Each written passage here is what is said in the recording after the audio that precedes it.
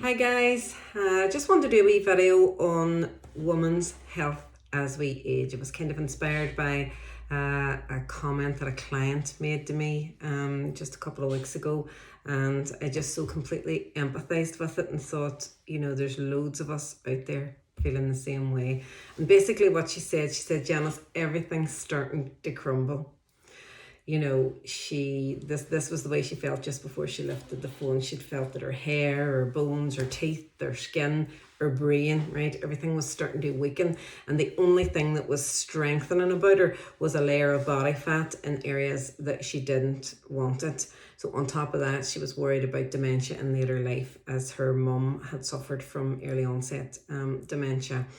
And this whole aging thing, I completely empathize. And now I'm moderately fit, pretty healthy. I have no underlying health conditions as yet, and yet I still feel my 60 years, okay? And it takes more of a conscious effort these days, to maintain a level of fitness, to feel strong, and to maintain a good level of mobility so that I can go out and do all the walking and hill walking that I want to do. So it has become almost critical that I eat well, that I exercise, that I prioritize sleep and reduce stress.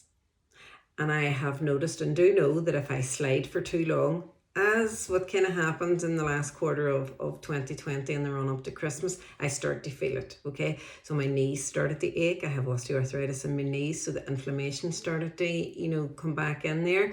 Brain a wee bit foggy, motivation very low. Now that was all sorted out once I got my good lifestyle practices back into my good natural food, good sleep practices and daily exercise, okay? But for me, that conscious effort has become a part of life. And I know 100% that my life as I age will not be as full as I know it can be and as I know I want it to be, if I don't keep doing those things.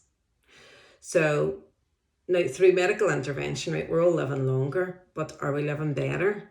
And, that's I suppose my passion is helping women to live longer, stronger, basically just have the best lives that they can in the second half of their life. So aging is inevitable for all of us, right? Most people dread the consequences from deteriorating health, the mental failings. And, a lot of people say like post 50 we'll have financial plans, we'll have pensions for old age. Yet the single most expensive and debilitating thing to hit us, will be poor health. You'll save a fortune in life, whatever age you are now, by learning how to age well. Because in the UK alone, there are over 15 million people. That's almost a quarter of the UK population that are over 60. And, a lot of the significant health problems kick in 60 to 65. That's when most of the arthritis, diabetes, heart disease, cancer starts to kick in. You hear more diagnoses coming in around about then. And avoiding these preventable diseases, including dementia later in life, is the first step to planning for healthy aging. And that's what I can do. I can show you how. Now, if you want to dive right in, you can book a session with me on my Facebook page, either an exploratory call or a one-to-one session, and you can access that via a link in my bio on my Instagram page as well. So, most of us have maybe like one thing in particular that we fear health-wise. For many, and me included, right, the rise in memory loss conditions is frightening, and it is a condition that hits more women the men. So let's see what us gals are up against, right? Okay. Now, so more women are affected by dementia than men. Worldwide, women with dementia outnumber men 2-1. Brain scans tell us that the rate at which brain cells are dying in the brain is faster in women than men.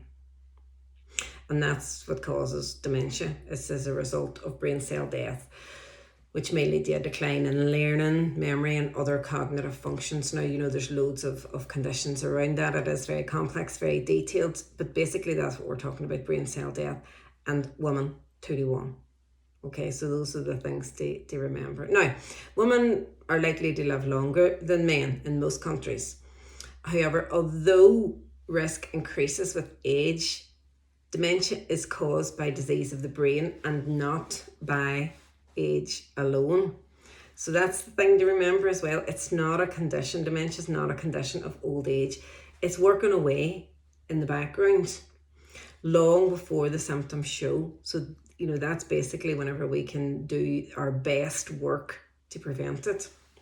And for women in particular, we want to look at the role of estrogen, and I'll be diving a wee bit deeper into this whole kind of like brain health thing in later in the month. I'm going to dedicate the whole month of April to content around women's health as we age. But looking at the role of estrogen. Now, women have a lifelong relationship with estrogen, and it affects the brain, it affects mental health, it also affects the cardiovascular system, the liver, and a whole lot more. And studies show that estrogen is neuroprotective, so that it protects brain cells.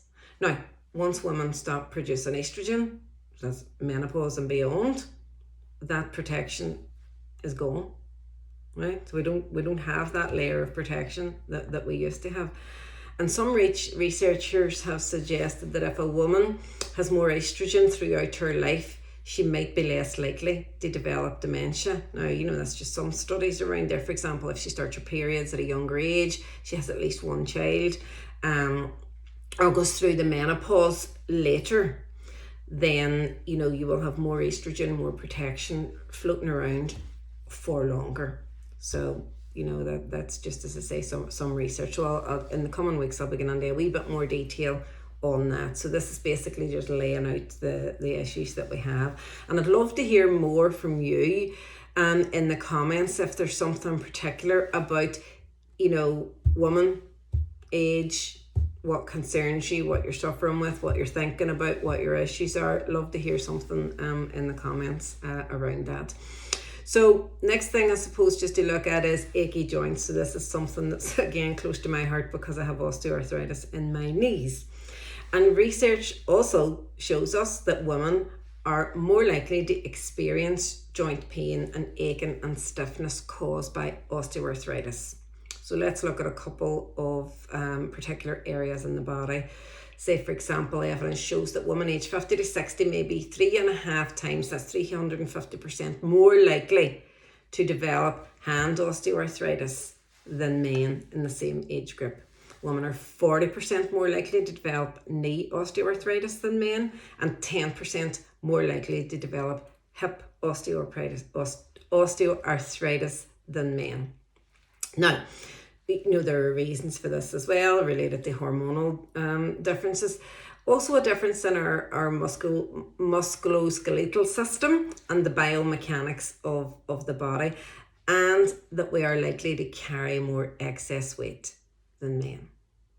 Okay, so those are a couple of, reasons why, but we can't get away from the fact that we are, there's more of us that are suffering these issues.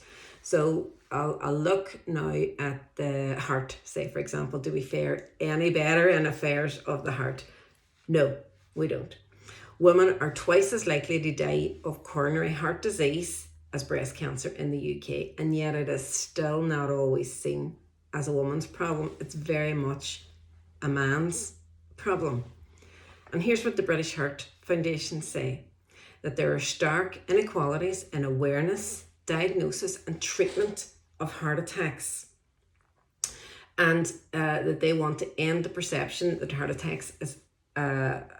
attack is a male disease, and they want to encourage women to empower themselves by understanding their heart attack risk and the symptoms. So, brain, bones, heart, like honestly, we are up against it, kind of once we hit 50 and on. And I haven't even got to the obesity crisis. Rates of obesity are higher in women than in men. Again, for a variety of reasons. Some biological, we have a higher percentage of body fat, hormonal fluctuations as well. But the higher levels of obesity, being overweight and obese, itself increases the risk for all-cause mortality, just so for loads of issues. You're talking about diabetes, heart disease, cholesterol, loads of things that are in there. So it doesn't paint a pretty picture, right? But it doesn't have to be our lot just because these rates and these statistics are there. Maybe even there's a genetic issue there, your family history. Again, love to hear a wee bit more about that in the comments. There is lots that we can do. We plan for our financial future by saving and investing every week. We take out house insurance, we take out car insurance against accidents that might happen, and some of us even have medical insurance, that will cover interventions if the worst might happen. But by investing in some simple diet and lifestyle measures, by investing in yourself, by prioritizing your well-being now, you could massively change and alter your health trajectory. Now, can you really future-proof your health? And again, this was another client that said this to me, can I really make a difference? Yes, you can make a difference. Now, there are no 100% guarantees, but you can give yourself a fighting chance. You can up the ante, right? You can lessen the odds of having poor mobility, of having, memory loss conditions, diabetes, stroke, heart disease, and all of those other quality of life limiting conditions that we are up against. And just think about this, how would it feel to stride confidently into the second half of your life, knowing that you have a plan in place, knowing that you have taken back control, knowing that you're doing things every single day that make life better and that will make the quality of your life better. And that's what I can help you with. So there are links in my bio if you wanted to book a free exploratory call or one-to-one session, or just even send me a wee message. I also have a nutrition for a happy and healthy weight loss program coming up in April, later on in April, if that's something that you might be interested in. But for now, just leave me some comments, what issues you're worried about, what things you're thinking about, if you have a family history, any particular topics that you would like me to cover, and watch my Instagram page and stories and Facebook page for more content in the coming weeks. Bye.